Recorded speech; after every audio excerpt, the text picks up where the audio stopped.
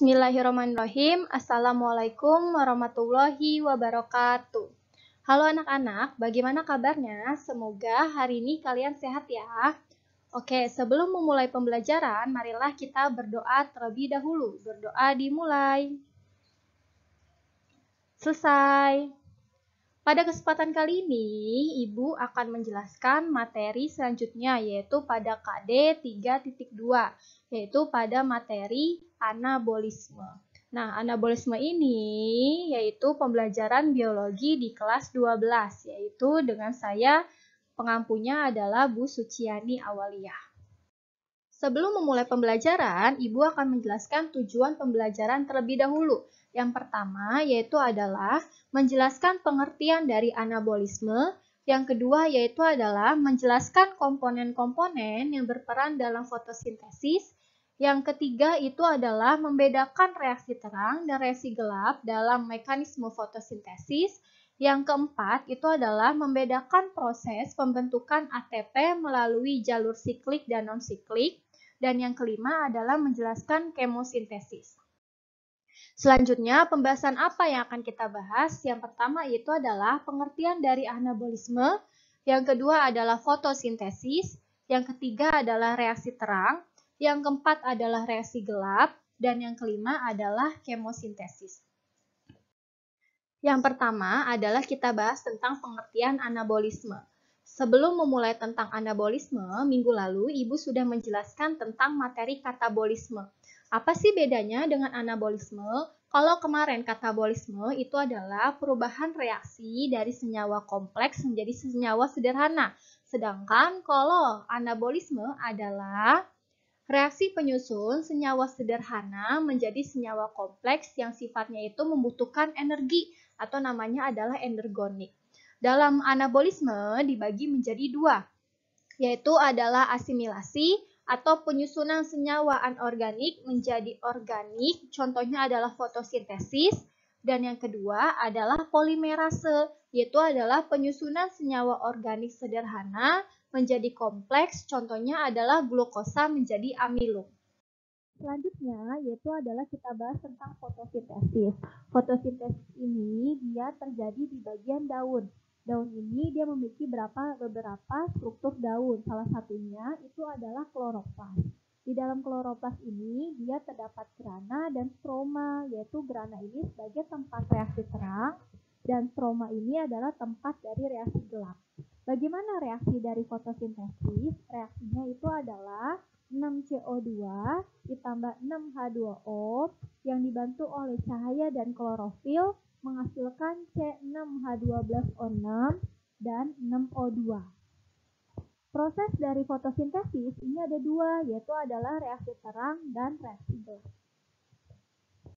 Selanjutnya kita bahas dulu nih perbedaan dari reaksi terang dan reaksi gelap. Kalau reaksi terang ini dia tempatnya di tilakoid atau grana, sedangkan kalau gelap ini dia terjadi di stroma. Lalu kalau reaksi terang dia membutuhkan cahaya, sedangkan reaksi gelap tidak butuh cahaya. Kalau reaksi terang ini dia sistemnya fotosistem 1 dan 2, sedangkan reaksi gelap itu tidak. Kalau reaksi terang, prosesnya ini ada 4, yaitu adalah eksitasi elektron, fotolisis, dan fotofosforilasi siklik non-siklik. Sedangkan kalau gelap ini ada 3, itu ada fiksasi, reduksi, dan regenerasi. Lalu bahannya itu ada klorofil, cahaya, dan H2O. Sedangkan kalau gelap itu hanya ATP, NADPH2, dan CO2. Produk yang dihasilkan itu adalah ATP, O2, dan NADPH2, sedangkan reaksi gelap ini adalah glukosa. Selanjutnya yaitu adalah proses reaksi terang pada non-siklik. Berikut adalah ini proses reaksi terang pada non-siklik. Pada reaksi terang non-siklik ini, dia memanfaatkan cahaya langsung dengan fotosistem. Fotosistem ini adalah pusat dari fotosintesis. Nah, di dalam fotosistem ini, dia mengandung klorofil yang berguna untuk fotosintesis. Pada siklus non-siklik, dia melibatkan dua fotosistem, yaitu ada fotosistem 2 dan fotosistem 1. Fotosistem 2 ini dia adalah menangkap cahayanya sekitar 680 nanometer. Sedangkan kalau fotosistem 1 ini adalah 700 nanometer. Hasil dari non-siklik itu adalah NADPH2, ATP, dan O2. Selanjutnya itu adalah reaksi terang pada siklik. Berikut ini adalah prosesnya. Pada reaksi terang siklik, dia masih membutuhkan cahaya langsung dengan fotosistem. Lalu pada proses siklik ini dia hanya melibatkan fotosistem 1 dan hasilnya sikliknya ini adalah ATP. Selanjutnya itu adalah reaksi gelap atau siklus Kelvin. Nah, ini adalah reaksinya.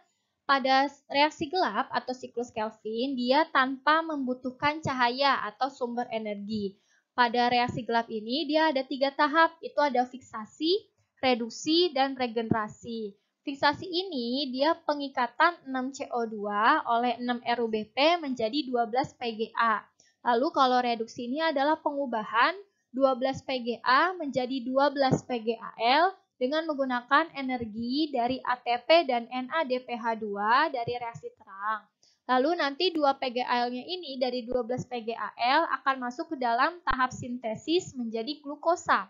Kemudian ada regenerasi. Regenerasi ini adalah pembentukan kembali RUBP dari 10 PGAl. Selanjutnya itu adalah kemosintesis. Nah, kemosintesis itu apa sih? Kemosintesis itu adalah anabolisme yang menggunakan energi kimia. Energi kimia yang digunakan ini adalah energi dari reaksi oksidasi. Siapa pelakunya? Pelakunya itu adalah organisme autotrof yang melakukan kemosintesis, disebut dengan namanya adalah kemoautotrof. Namun tidak semua organisme autotrof ini dia melakukan kemosintesis. Next, ada reaksi dari kemosintesis. Nah, reaksi dari kemosintesis ini ada 6, yaitu adalah pada bakteri nitritasi, bakteri nitratasi, bakteri hidrogen, bakteri metana, bakteri belerang, dan bakteri besi.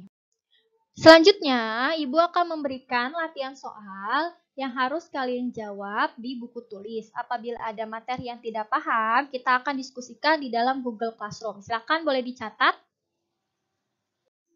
Oke, mungkin cukup sekian untuk materi hari ini tentang anabolisme.